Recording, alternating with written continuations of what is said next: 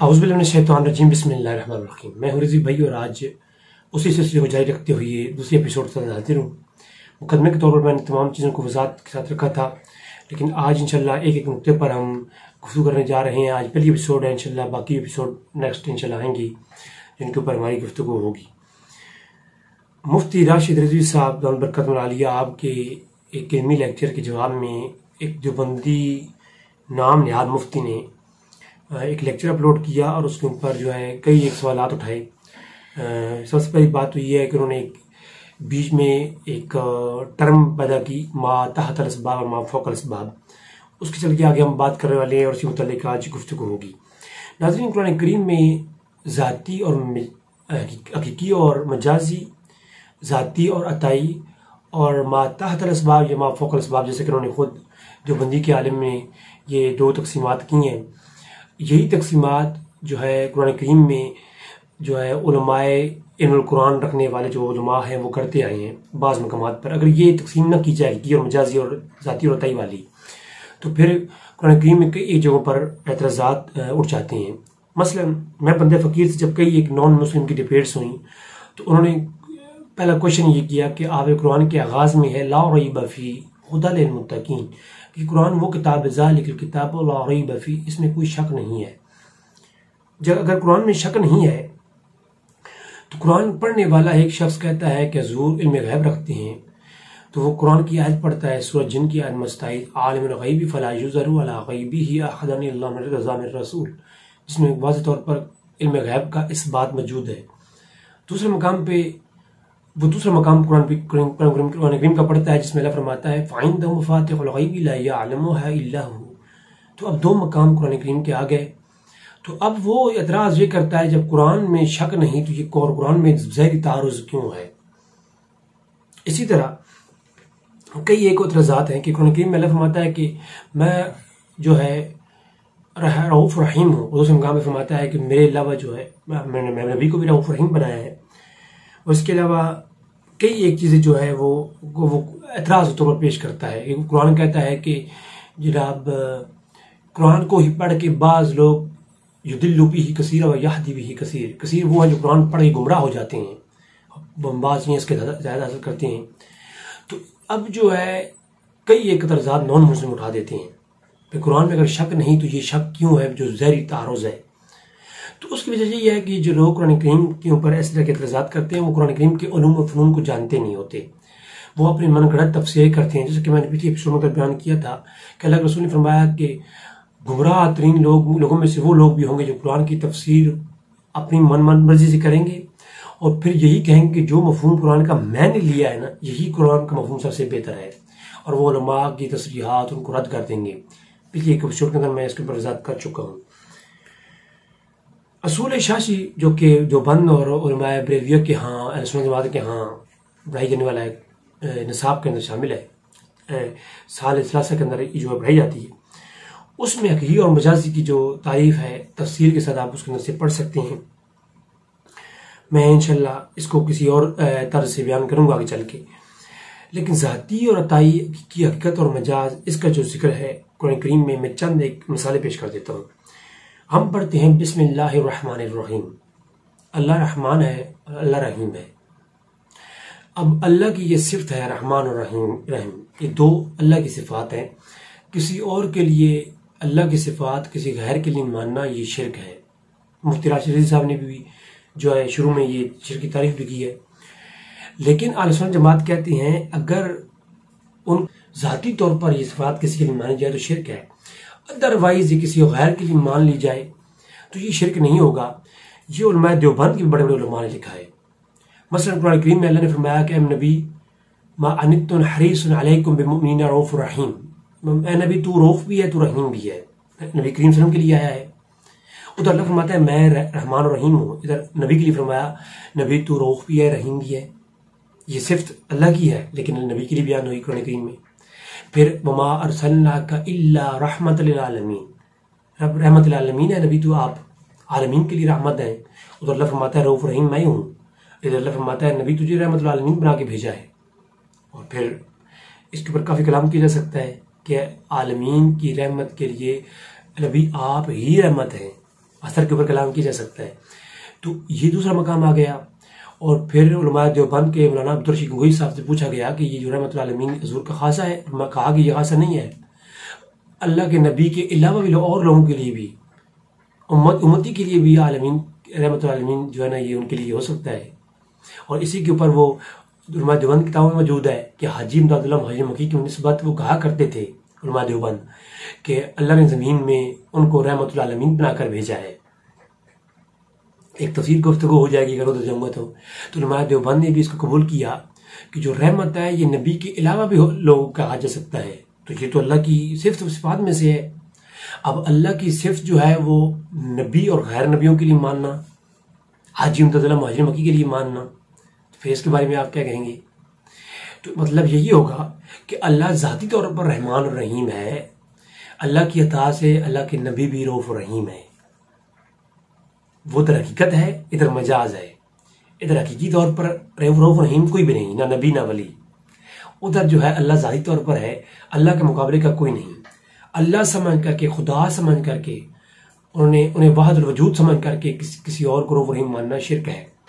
لیکن اللہ کا مظہر، اللہ کی رحمت کا وسیلہ اور سبب سمجھنا تو یہ قرآن کریم کے عین مطابق عقیدہ ہے. اب تعارض نہیں، اگر یہ چیز رکھیں گے نا تو تعارض نہیں ہے، ادروائز بالکل تعارض ہے. اب اگلی بات کہ دوسری چیز میں جو 3 پوائنٹ پیش کروں گا، دوسرا پوائنٹ پیش کرنے جا رہا ہوں کہ رب العالمین. اللہ قرآن میں فرماتا ہے کہ الحمد للہ رب العالمین. اب اللہ کی تمام تعریف اللہ کے لیے ہیں. ہم تو تعریف اچھی چیزوں کی بھی کرتے ہیں، استاد کی بھی کرتے ہیں، والدین کی تعریف بھی کرتے ہیں، لیکن یہاں پر الف لام کے ساتھ خاص کیا کہ تمام تعریف اللہ کے لیے ہیں. اب اللہ کے علاوہ کسی اور کی تعریف کرو گے تب بھی مارے جاؤ گے. لیکن ہم کرتے ہیں اچھی چیز کی، خوبصورت مقام کی کرتے ہیں، تو اس غیر اللہ کی تعریف کرتے ہیں اور اللہ کے نبی کی تعریف نعت بیان کرتے ہیں. تو اس کا مطلب یہ ہوا کہ اللہ کی تمام تعریف اللہ کے لیے ہی ہیں. تو کسی اور چیز کی ہم کریں گے تعریف تو وہ حقیقی اللہ کی ہی تعریف ہوگی، کیونکہ وہ بنانے والا تو اللہ ہی ہے. لیکن بظاہر اس شخص کی تعریف ہوگی، اس ذات کی تعریف ہوگی، تو فی نفس ہی یہ مجازن ہوگی، حقیقی تعریف ہو اللہ کی ہی ہوگی.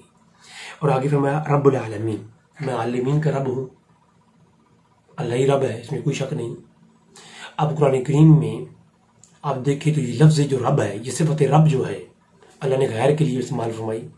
رب یعنی صغیرہ والدین کے لیے. اور سورہ یوسف کے اندر رب عزیز مصر کو کہا گیا کہ رب بہو خمرہ، قید خانے کے ساتھیوں کو یوسف علیہ السلام کہتے ہیں جب تم جاؤ گے تمہارے خواب کی تعبیر یہ ہے تو اپنے رب کو شراب پلاؤ گے، رب بہو خمرہ. تو قرآن کریم میں سورہ یوسف میں رب کس کو کہا گیا؟ عزیز مصر کو، بادشاہ کو رب کہا گیا. تو بادشاہ کو بھی رب کہا گیا، والدین بھی رب، اللہ بھی رب. اب حقیقی اور مجاز کی اگر قرآن کی جو عین مفہوم اور عین معنی ہے وہی آپ لیں گے، یقینی آپ گمراہ ہو جائیں گے. قرآن کے اندر حقیقت اور مجاز کا جو فرق ہے نا وہ لازم ہے. یہ حقیقت اور مجاز کا فرق نہیں رکھیں گے تو پھر تو آپ بظاہر فتوے لگاتے پھریں، پھر تو ان فتووں سے کوئی شخص نہیں بچے گا. اور آخری جو ٹرم ہے وہ یہ ہے، صرف 96 کے اندر سامری نے ایک بچڑا بنایا، وہ بول بھی رہا ہے، اس میں جان بھی آئی ہوئی ہے. موسیٰ علیہ السلام پوچھا کہ سامری تم نے یہ کیسے بنا لیا، تم جادوگر ہو؟ تو اس نے کہا کہ پاک موسیٰ میں نے دیکھا پاک جبرائیل آپ کے ساتھ گھوڑے پہ سوار تھے، میں نے جبرائیل کو دیکھا اور گھوڑے کے سموں سے لگنے والی مٹی کو اٹھا کر کے میں نے اس کے منہ میں رکھا، اللہ نے اس کو زندہ کر دیا. اب زندہ کس نے کیا؟ اللہ نے. لیکن وہ کافر جو سامری تھا اس نے وہ مٹی اٹھا کے رکھی، اس میں اور مٹی میں اللہ نے وہ جان رکھی تھی. حقیقی جان ڈالنے والا اللہ ہی ہے، مٹی سے جانیں نہیں پیدا ہوتی. ٹھیک ہے، جو زمین گھوڑے کے سموں کے ساتھ لگنے والی مٹی میں اللہ نے اتنی برکت رکھی کہ اس سے جان پیدا ہو رہی ہے. ادھر سورہ مریم کے اندر جو 18 کے 19 کے اندر واقعہ ہے، فارسلنا الیہا روحنا فتمثل لہا. مفتی صاحب نے تو اتنی بڑی خیانت کی، اتنا بڑا دجل کیا کہ کہتے ہیں جی جبرائیل بیٹے دیتے ہیں. کس کا دعویٰ ہے کہ جبرائیل بیٹے دیتے ہیں؟ ہم یہ کہتے ہیں کہ بیٹے تو اللہ ہی دیتا ہے. اب کوئی شخص یہ کہے کہ مفتی صاحب کو پیدا کر جنم دینے والی اس کی ماں ہے. اب میں بڑی سخت بات کرنے لگا ہوں لیکن معذرت کے ساتھ کہ مفتی صاحب نے بات اس طریقے سے کی ہے سمجھانے کے لیے. اب جانتے ہیں کہ میرا لہجہ جو ہے وہ بڑا آج جاننا ہے، میں کسی کو اوپر تبارہ نہیں کرتا، لیکن میں عرض کر رہا ہوں. میں یہ کہتا ہوں کہ مفتی صاحب آپ کو پیدا کس نے کیا؟ تو مفتی صاحب کہیں گے جناب مجھے میری خدا نے پیدا، اللہ نے پیدا کیا. میں کہتا ہوں آپ کو تو آپ کی والدہ نے پیدا کیا ہے. تو اب اس میں مفہوم یہ ہوگا کہ پیدا کرنے والا اللہ کی ذات ہے، عدم سے تخلیق اس نے کیا ہے. ہاں مجھے ظاہری طور پر جنم میری والدہ نے دیا ہے. تو اب اس کے دونوں کے اندر فرق کیا نا. تو اسی طرح فرق ہے کہ علیہ السلام بچہ دینے کے لیے آئے، فَأَرْسَلْنَا عَلَيْهَا رُوحَنَا فَتَمَثَّلَ لَهَا. تو وہ جو بشری صورت میں آئے تو وہ ذاتی طور پر وہ جو ہے نا بچہ تو اللہ ہی دینا ہے، لیکن وسیلہ اور سبب جو ہے نا جبریل امین بنے.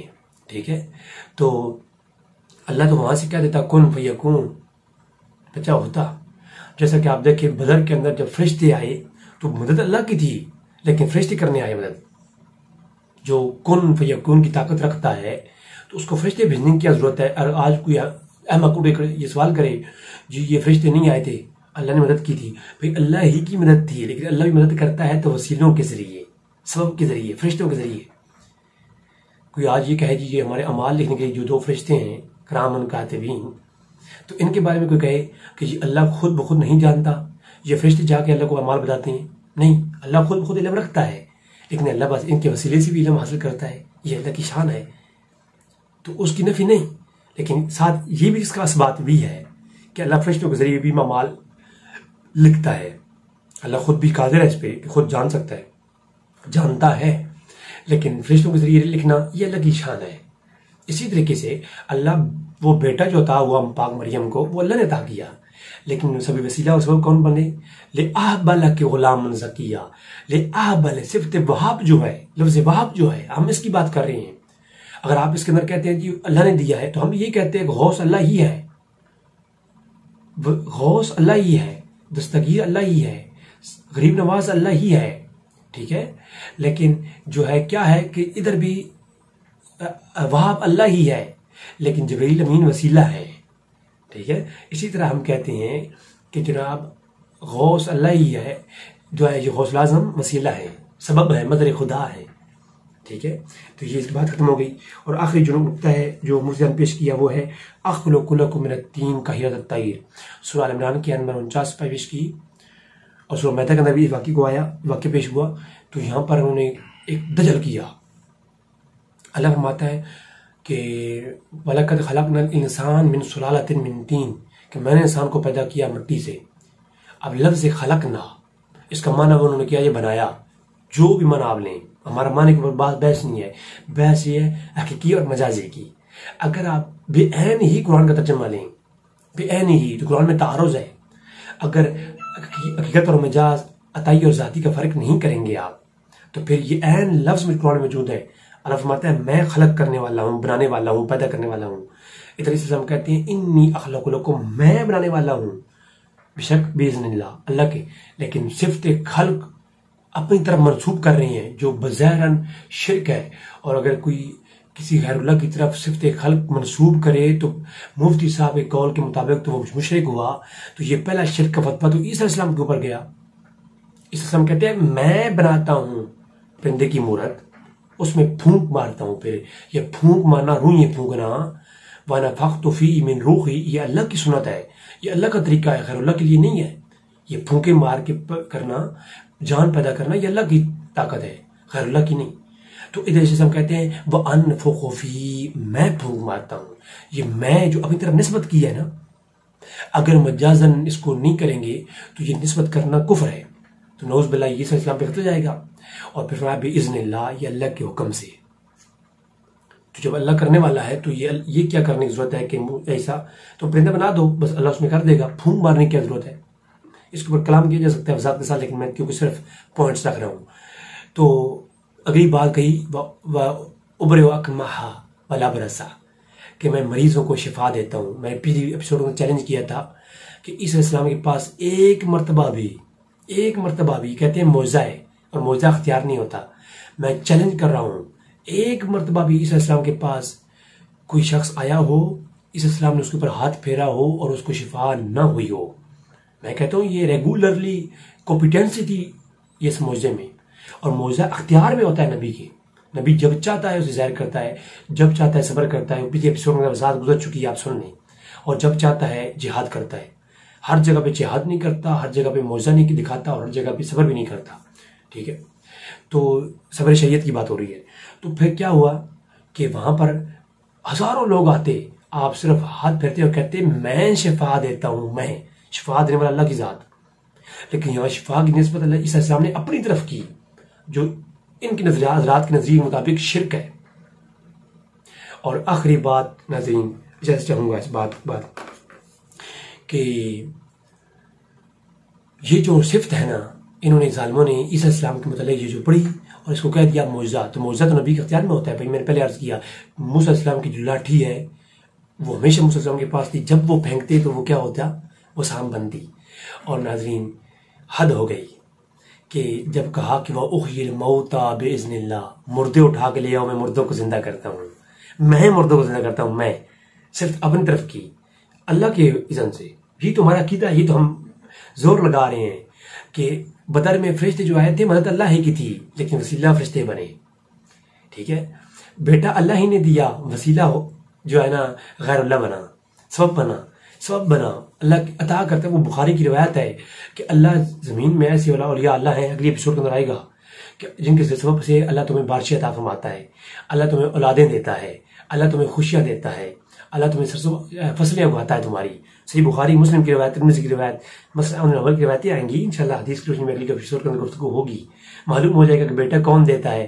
بیٹا تو اللہ ہی دیتا ہے, لیکن سبب اور یہ اللہ کے دیتا ہے. ان کی وسیلے سے بندہ دعا کرتا ہے نا, تو اللہ بیٹے عطا فرماتا ہے. ٹھیک ہے, تو انشاءاللہ وہ پاک مریم کا واقعہ قرآن کریم میں آیا, وہ بھی انشاءاللہ پیش ہوگا. تو ناظرین قرآن کریم میں یہ جو صرف ایک خلق ہے عیسیٰ السلام کے متعلق, اللہ نے واضح طور پر بیان فرما دی. جب بھی عیسیٰ السلام پرندہ بناتے تو اسے بھونگ مارتے, تو کبھی ایسا نہیں ہوا کہ وہ زندہ نہ ہوا ہو, وہ زندہ ہوتا تھا, اختیار میں اللہ نے عطا فرمایا. تو اسی طرح اجازت چاہوں گا میں, ایاک نعبد و ایاک نستعین پڑھ کے یہ دھوکہ دیتے ہیں. تو ایاک نعبد و ایاک نستعین, اللہ ہی کی عبادت خاص اور اللہ ہی سے مدد مانگنی خاص. اگر اس کو مطلق مانا جائے, اور آپ یہ بات جانتے ہیں کہ مطلق جو ہے وہ اپنے اطلاق پر قائم رہتا ہے, کتابوں میں موجود ہے, انشاءاللہ اگلی گفتگو آئے گی مطلق اور اطلاق کے متعلق. تو ایاک نعبد و ایاک نستعین میں تو یہ ما فوق الاسباب اور ما تحت الاسباب, یہ بھی ماننا شرک ہے. اس آیت کو اگر حقیقی طور پر معنوں میں ہی لیں گے, جسے کہ وہابیہ لیتے ہیں, اور وہابیہ کہتے ہیں کہ جناب دیکھیں قرآن میں ہے کہ اللہ ہی سے مدد ہے اور کسی سے نہیں ہے, تو اگر اسی کو یوں ہی سمجھیں گے, اسی کو مطلق رکھیں گے, تو پھر ما تحت الاسباب جو آپ لیتے ہیں, مجھے پانی دے دو, مجھے پیسے دے دو, میری ہیلپ کرو, یہ کرنا بھی شرک ہوگا. اس آیت میں کوئی ایسی تصریح نہیں ہے کہ ما تحت الاسباب, یہ تو ہمیں یوں کہیں یا اللہ میرے مولا, ما فوق الاسباب تو میری مدد کرنے والا کوئی نہیں, تو ہی مدد کرے گا. ما تحت الاسباب تو میرا بھائی میری مدد کر دیتا ہے, میرا فلاں مدد کر سکتا ہے, لہذا ما تحت الاسباب تو حصول مدد کے ذرائع اور بھی ہیں, تو میرے اللہ میں ان سے مدد لے لوں گا, تمہاری ضرورت نہیں. ما تحت الاسباب تو میں تم سے نہیں مانگتا, ما فوق الاسباب تو عطا فرما. ایسا کوئی طریقہ کار ہے؟ ایسا تو کرنا شرک ہے. اور ما تحت الاسباب جو ہے نا وہ لوگوں سے مانگ لو, ما فوق الاسباب صرف اللہ دیتا ہے, کوئی اور نہیں دے سکتا, تو یہ ایسا کرنا تو یہ شرک طرف لے جانا ہے. ہم تو یہ کہتے ہیں اللہ ہی دینے والا ہے, ایاک نعبد و ایاک نستعین. ہاں, اللہ اپنے بندوں کی وسیلے اور سبب سے اور مظہر عطم سمجھ کے ان سے مانگنا بالکل اللہ تعالیٰ فرماتا ہے. حاجی امداد اللہ مہدی مکی نے لکھا, اور انشاءاللہ تعالیٰ اگلی ایپیسوڈ میں آئے گا. آپ کی دعا کا طالب, آپ کی دعاؤں کا خاص مجھے ضرورت ہے. اس وقت کسی مشکل میں ہوں, آپ لوگوں کی دعاؤں کی ضرورت ہے. انشاءاللہ تعالیٰ میری ولیت سے لگ رہا ہوگا, میں جہاں بیٹھا ہوں کوئی گیٹ اپ نہیں میرا, کوئی امامہ شریف نہیں باندھا ہوا, کیونکہ میں بس ایمرجنسی میں ویڈیوز بنا رہا ہوں. آپ کی دعاؤں کا طالب ہوگا اپنا بھائی رضی بھائی. السلام علیکم ورحمۃ اللہ وبرکاتہ.